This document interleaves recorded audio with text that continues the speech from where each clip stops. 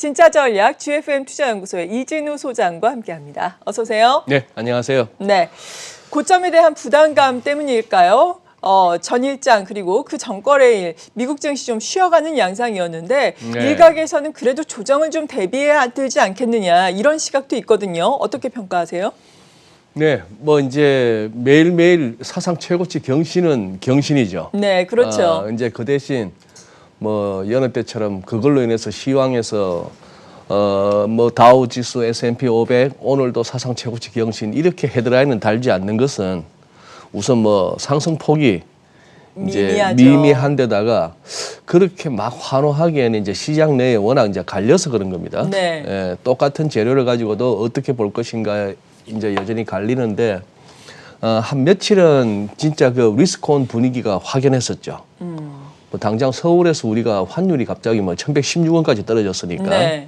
근데 오늘 NDF 시세 봐서는 또 어제 낙폭을 거의 회복할 정도의 또 흐름이 보이고 무엇보다도 이제 지표들이 최근에 너무 좋았어요. 맞아요. ISM 뭐 제조업 지수 그리고 그 뒤에 나왔지만 어저께 좀 나왔던가요?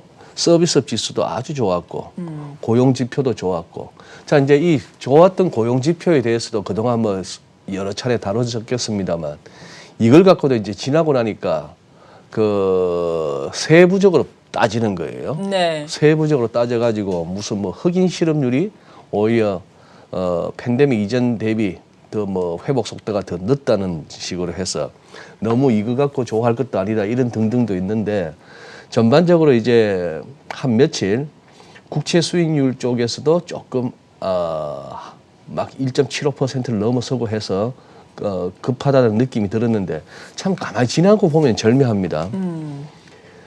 요번에 오펙 플러스 회의에서 왜 네.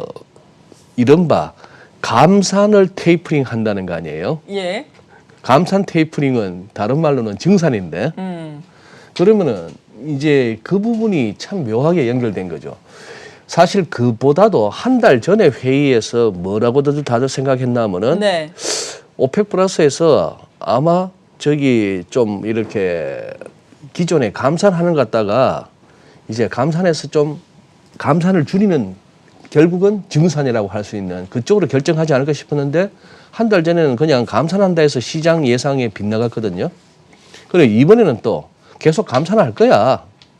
유가가 제법 올라왔지만 네. 여기서 바로 또 이렇게 더 퍼낸다고 생각하면은 또 유가가 더 오르겠어 싶었는데 그걸 갖다가 생각지도 않았던 결국 줄여나갈게 감산을 줄여나간다. 결국은 예전대로 생산량을 회복하겠다 했는데 그 전에 또 이제 뭐 이름은 하도 요즘은 이제 새로 그거 해서 이름은 기억들이 잘 안 납니다만 안 익숙합니다만 미국의 에너지 장관하고 사우디에 또 에너지 장관하고 뭐 전화 통화를 하더니만 오펙 플러스에서 그런 식으로 했어요. 그 얘기는 뭐냐 하면은 막 잘못하면 70불 위로 막 날아갈 것 같던 유가를 갖다 잡아준 거.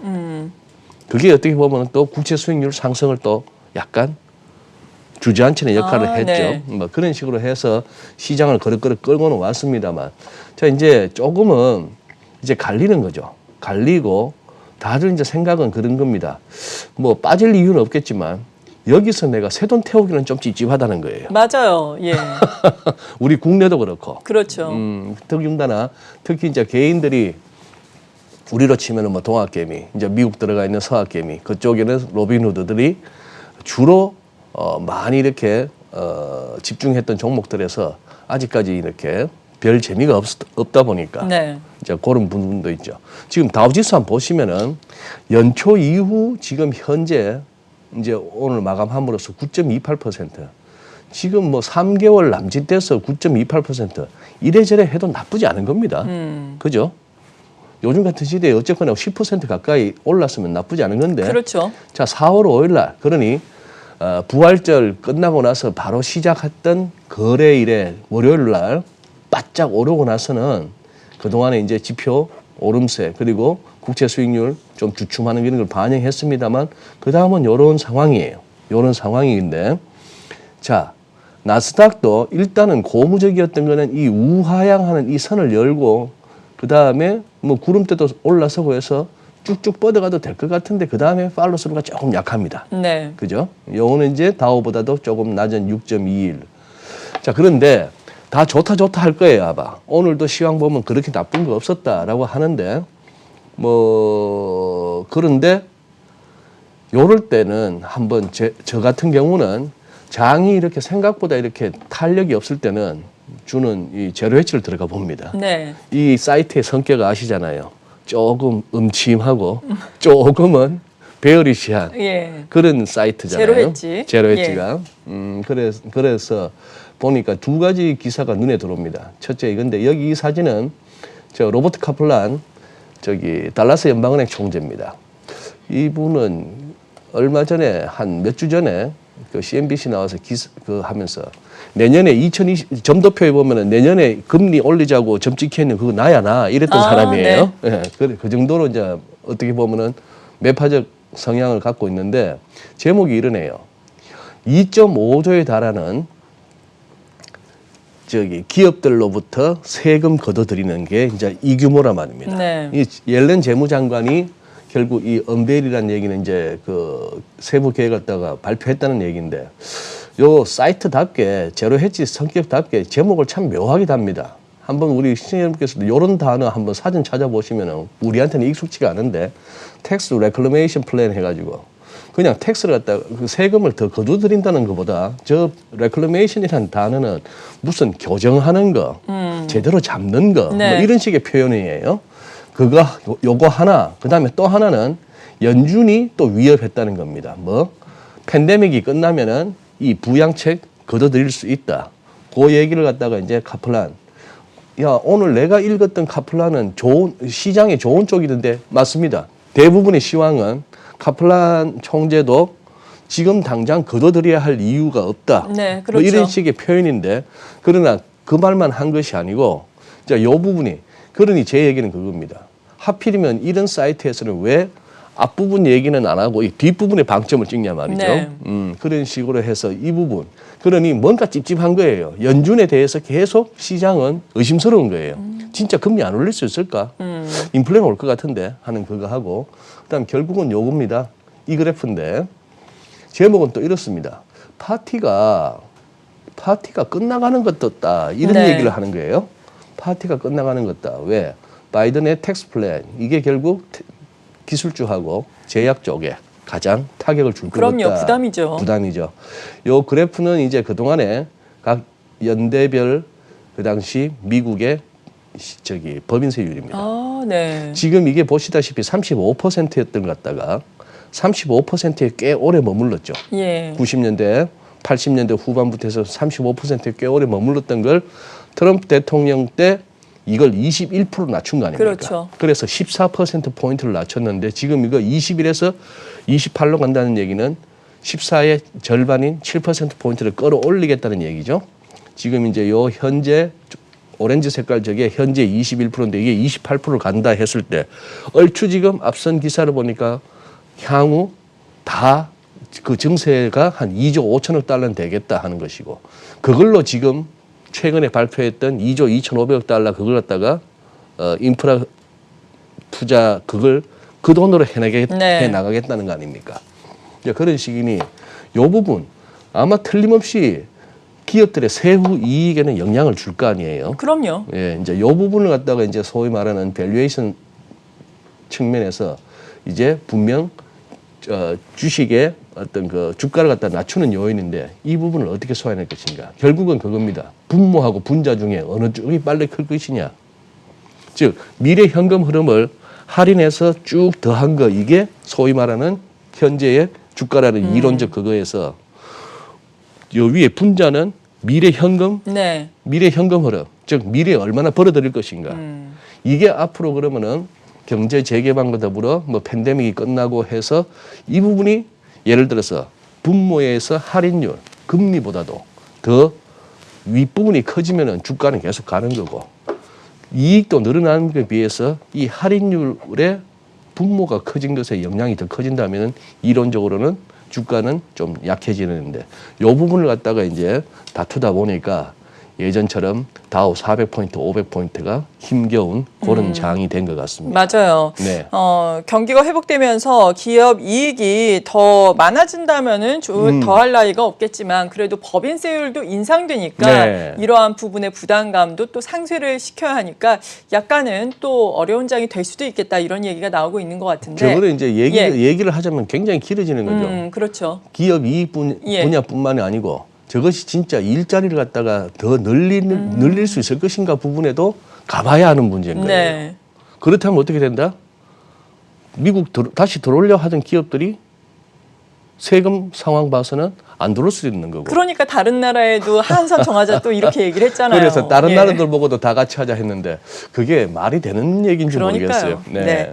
그리고 10년 만기 국채 수익률의 동향에 우리가 상당히 민감했는데 네. 1.5% 넘어갈 때, 1.6% 넘어갈 때는 정말 민감했었는데 1.7%를 지금 전후해서 움직이고 있는 최근의 상황. 네. 뭐 최근 일주일은 민감도가 크게 떨어진 것 같아요. 좀 그렇죠. 예. 네, 좀 그런데 우선은 급하게 올라왔던 그 부분에 대한 부담 있고 그리고 이렇게도 볼 수 있는 거죠. 1.5, 1.6 내지는 그 정도 미국채 10년물 기준으로 1.5%, 1.6% 정도의 수익률이라면은 예를 들어서 위험 자산이 아닌 픽스드 인컴이라고 할 수 있는 채권 쪽에 대부분의 자금을 갖다가 이렇게 묶어둬야 거기다 담아둬야 할 기관 투자자들, 연기금들 입장에서는 매력적인 거예요. 네. 불과 뭐 반년 전만 해도 0.6, 0.7 하던 게 그런 상황이라고 본다면 그리고 유럽이나 일본의 국채 이런 쪽 수익률 생각하면은 그러니 이제 당장 여기서 들어오는 거고 또 뭐 시기적으로도 그렇죠. 또 4월 됐으니까 일본계 자금들 중에 보면은 다시 이제 해가 바뀌면서 새로운 회계연도 시작하면서 투자는 집행해야 되고 들어올 수 있다 보니까 매수세가 어느 정도 들어온다라고 하는 거. 그러다 보니 앞서 이렇게 자막에도 나왔습니다만 미국의 무역 수지는 갈수록 적자가 더 큽니다. 네, 맞아요.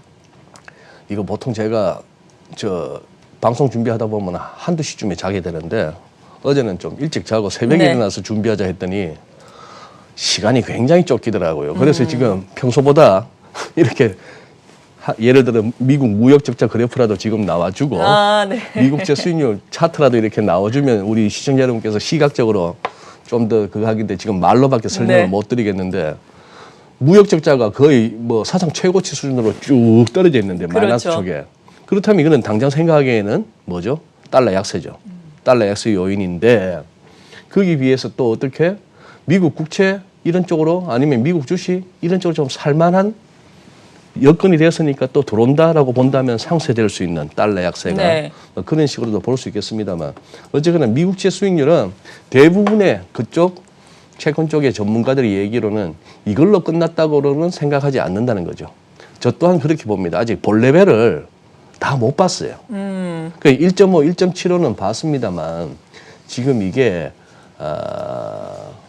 예를 들어서 10년물짜리 팁스 수익률이 마이너스 0.65, 66 그 근처인데 네. 상식적으로 생각했을 때 이 팁스 수익률, 실질금리라 할 수 있는 이게 지금 마이너스인데 얘가 제로까지는 가야 되는 거 아니야? 라고 생각해 본다면은 적어도 한 60bp 이상 정도 아직 더 올라야 된다는 얘기입니다. 실질금리만. 인플레는 잡힌다 하더라도 인플레에 대한 기대 심리는 더 안 커진다 하더라도 실질금리가 그러면 제로라도 와주려면 지금 레벨에서 60bp 남짓 그렇다면 현 국채 수익률에서 60bp 더 하니까 인플레는 더 안 오른다 치더라도 그래도 러플리 2.2 이게 지금 제가 그동안 가끔씩 10년물 국채 수익률을 가져와서 주간 차트에다 피보나치 꺼놓으면은 그동안 쭉 떨어졌던 거에 이 정도는 가져야 이제 대충 뭐 시장이 만족할 만한 조정 아닌가 했던 그 레벨이 2.2란 말입니다. 그러니 그 레벨까지는 아직까지 남아있는 거죠. 그래서 아마 다시 국채 수익률이 또 이렇게 뭐 위쪽으로 꿈틀거리면은 시장은 또 그때 가서는 지금은 이제 어느 정도 국채 수익률 상승, 즉 시장 금리 상승에 대해서 증시가 익숙해져 가는 단계, 내성이 생겨져 가는 단계, 뭐 이런 어떤 시황이 보이긴 합니다만 얘가 우리가 봤던 1.75, 77 이 레벨을 올라서서 1.8, 1.9쯤 되면은 또 얘기는 또 달라질 것 같아요. 네. 그런데 지금 당장 움직일 것지는 않습니다. 네, 우리 증시는 또 어떨지 궁금하거든요. 삼성전자 어제 잠정 실적을 발표를 했었죠. 네. 예상을 상회하는 네. 어닝 서프라이즈 기록을 했는데 그럼에도 불구하고 뭐 소문에 사서 뉴스에 팔았다는 것까지는 아니지만 그래도 외국인과 개인은 순매수를 했는데 기관이 1,500억 원대 순매도를 네. 하면서 약간 밀리면서 마무리가 됐거든요. 우리 증시 자체도 코스피야 뭐 5거래일 연속 상승이라고는 하지만 상승폭이 둔화가 돼서 이게 뭐 오른 건지 그냥 네. 제자리에 있는 건지 약간 그래요. 네. 우리 증시의 상황은 어떻게 평가하세요? 뭐 삼성전자 같은 경우는 우리 워낙 자주 경험하니까 네. 실적 발표 나오던 날 실적 좋은데 그날 당일날 빠지던가 뭐 이제 많이 있었죠. 새삼스러운 예. 것도 아니고 뭐 길게 봐야 되는 종목 같고 삼성전자가 지금 빠지는 그림은 아니다 봅니다. 이제 우리 코스피 말하기 전에 이제 준비했던 차트다 보니까 이거 한번 다우지수에다가 볼린저 밴드 한번 씌운 것도 한번 보시면은 네. 예, 지금 이제 여기서 드리고 싶은 말씀은 그거죠. 통상 이 볼린저 밴드 위든 아래든 이 밴드의 상단과 하단을 벗어나갖고는 오래 못 갑니다. 오래 못 가는 걸 알고 그래서 우리가 단타하시는 분들도 이 볼린저 밴드 씌워놓고 그렇게 짧게 대응하시는 분들도 있습니다만 지금 얘가 벌써 지난달부터 해서 볼린저 밴드를 벗어났죠. 한눈에 보더라도 이 아래쪽에 저점끼리 연결한 거 이렇게 하고 평행해야 할 만한 채널 상단도 올랐었다 싶은데 지금 여기 이렇게 안 보입니다만 여기 금융위기 당시 낙폭에 대해서 1.618배 여기 뭔가 의미가 있었던 저항 구간이고 그 다음에 2.618배도 의미가 있었던 저항 구간이라는 것은 주가 흐름에서 우리가 느낄 수 있는데 그 다음 그러면은 갈 수 있는 데는 이거 두 개 더한 거 4.236배예요.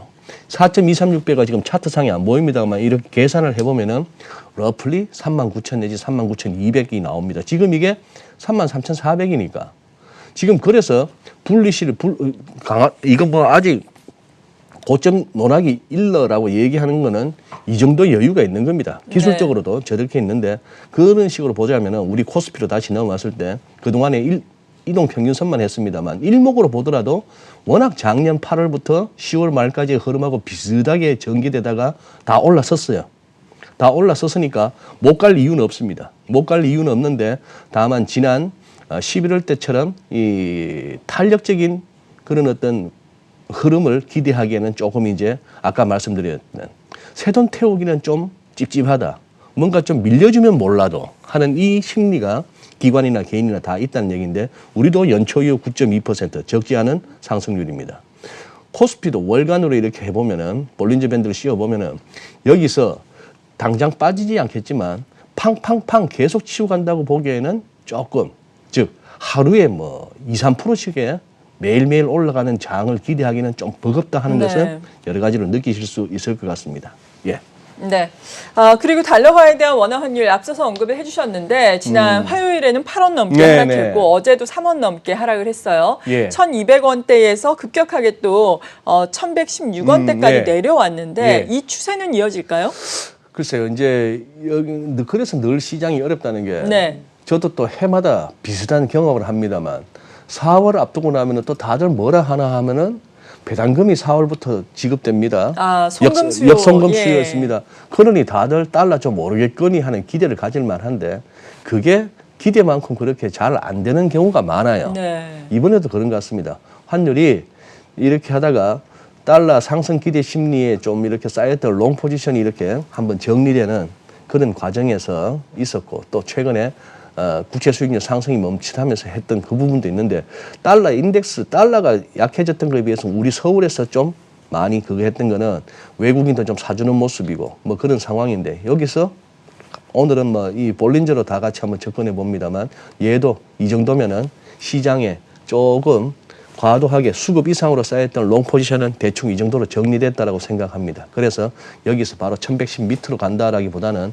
다시 밴드 안으로 들어오는 고만고만한 장이 될 것 같습니다. 지금 얘도 고만고만할 수밖에 없는 게 주식이 고만고만하기 때문에 네. 그렇게 보여집니다. 네, 그렇군요. 오늘 여기까지 들어보겠습니다. 진짜 전략 GFM 투자연구소의 이진우 소장이었습니다. 고맙습니다. 네, 감사합니다.